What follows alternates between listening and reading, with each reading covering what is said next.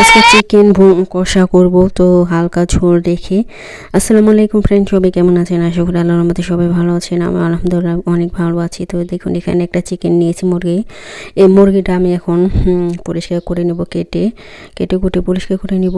আর এখানে কিছু মশলা নিয়েছি, মশলাটা মুরগির জন্য মেখে নিতেছি।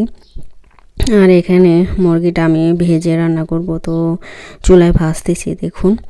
তারপরে এখানে আমি একটা প্যান বসিয়ে দিয়েছি, এখন তেল দিয়ে দিব পরিমাণ মতো তেল দিয়ে কী কী দিই সবাই দেখতে থাকুন। এই চিকেন কষাটা খুবই মজা। তো ভাত, রুটি বা পরোটা বা পোলাও দিয়ে সব দিয়ে খেতে পারবেন। তো এখানে কিছু গরম মশলা দিয়ে দিলাম দেখুন, জিরে, মৌরি, জিরে, দারুচিনি, এলাচ সব কিছুই দিয়ে দিলাম। তেজপাতা দিয়ে দিলাম, তারপরে পরিমাণ মতো। এখন এটা একটু ভাজা হইলেই একটু সুন্দর একটা ফ্লেভার বের হবে। তারপর আমি পেঁয়াজটা দিয়ে দেবো। তো পেঁয়াজটা দিয়ে দিলাম। এখন পেঁয়াজটা এখন ভেজে নেব তেলের ভিতরে ভালো করে। সবাই ফুল ভিডিওটা দেখবেন, আশা করি আজকের ভিডিওটা খুবই ভালো লাগবে। যারা চিকেন পছন্দ করেন, মুরগির মাংস পছন্দ করেন, তারা এভাবে খেতে পারেন রান্না করে। যদি আমার রান্নাটা আপনাদের কাছে ভালো লাগে, অবশ্যই চ্যানেলটিকে সাবস্ক্রাইব করে দেবেন এবং বেল আইকনটা বাজিয়ে দেবেন। যখনই আমি ভিডিও আপলোড করি আপনাদের কাছে পৌঁছে যাবে। আর যারা সুন্দর সুন্দর কমেন্ট করেন যে সব আপু এবং ভাইয়েরা, তাদেরকে অসংখ্য ধন্যবাদ আমার ভিডিওটি দেখার জন্য। তো এখানে আমি পেঁয়াজটা ভাজার পরে আমি সব রকমের মশলা দিয়ে দিব। এখানে যত রকমের মশলা আছে, তো এই যে দেখুন, এখানে সব রকমের মশলা নিয়েছি, আদা রসুন বাটা, ধনে গুঁড়ো, জিরে গুঁড়ো, মরিচের গুঁড়ো, হলুদ গুঁড়ো সব এখন দিয়ে দিলাম। এখন একটু পানি দিয়ে কষিয়ে নিব।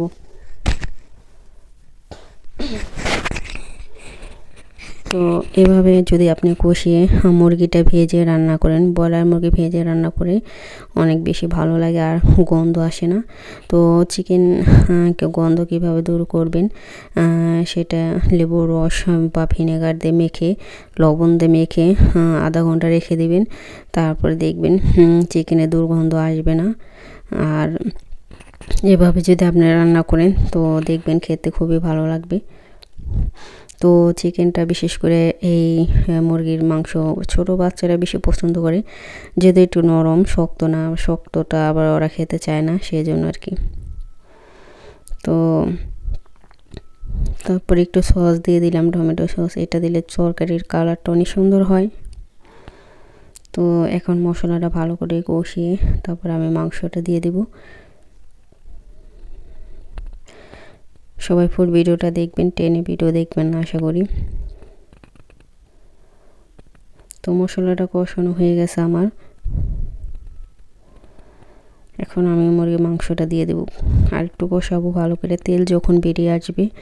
তো এই রান্নাটা যদি মশলাটা ভালো করে কষান, তো রান্না করেন, তাহলে দেখবেন খেতে খুবই ভালো লাগে।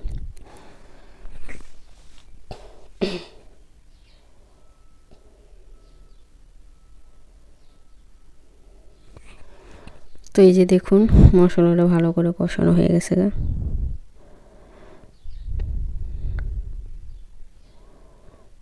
এখন মাংসটা দিয়ে দিব। তো ভাজা মাংসটা দিয়ে দিলাম দেখুন।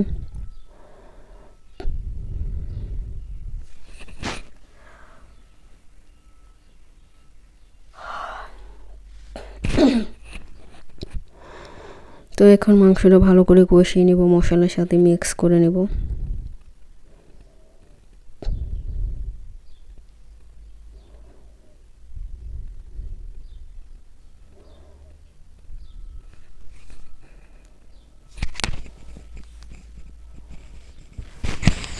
তারপর আমি এখানে কিছু টমেটো, আলু দিয়ে দিব।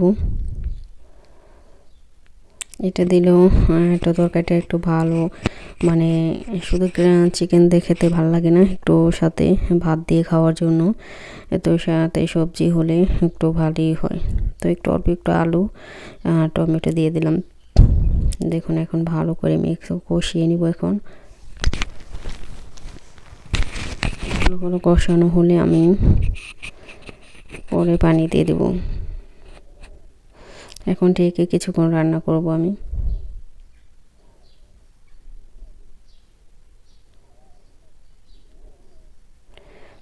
মতো লবণ দিয়ে দিলাম।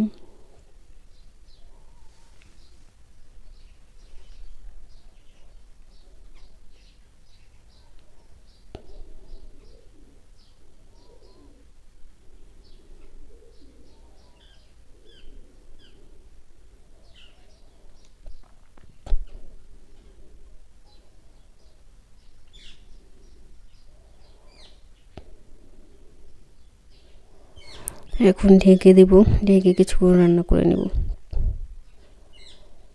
হালকা একটু পানি দিয়ে দিলাম, দেখুন একটু কষানোর জন্য।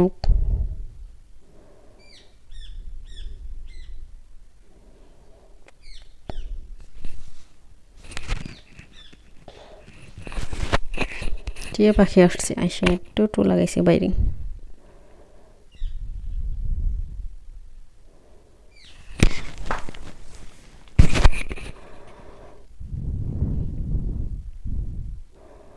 তো এই যে দেখুন ঢেকে দিলাম, ঢেকে আমিও অনেকক্ষণ রান্না করে নিব।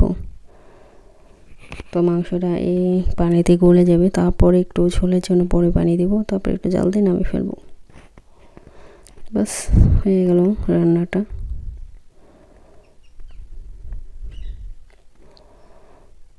তো এই যে দেখুন কষানো হয়ে গেছে গা, পানি একবারে শুকিয়ে গেছে। এখন হালকা একটু ঝোলের জন্য পানি দিব।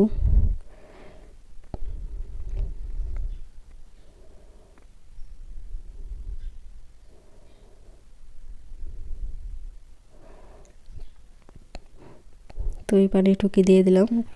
এখন আমি ঢেকে একটু হালকা ঝোল রাখবো, তারপর হয়ে যাবে আমার চিকেন রান্না। তো আজকের ভিডিওটা দেখে কেমন লাগলো সবাই সুন্দর কমেন্ট করে দিবেন।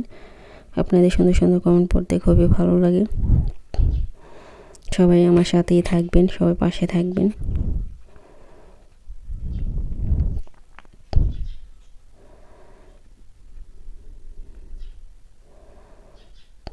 এখন ঢেকে কিছুক্ষণ রান্না করে নেব।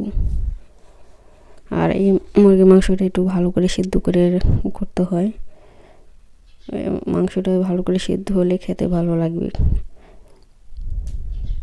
তো এইভাবে আমি এখন ঢেকে দিব, ঢেকে হালকা ঝোল রাখবো, তারপর আমি নামিয়ে ফেলবো। তো ঢেকে এখন রান্না করে নেব কিছুক্ষণ। তো সব ভালো থাকবেন, সুস্থ থাকবেন, আল্লাহ হাফেজ।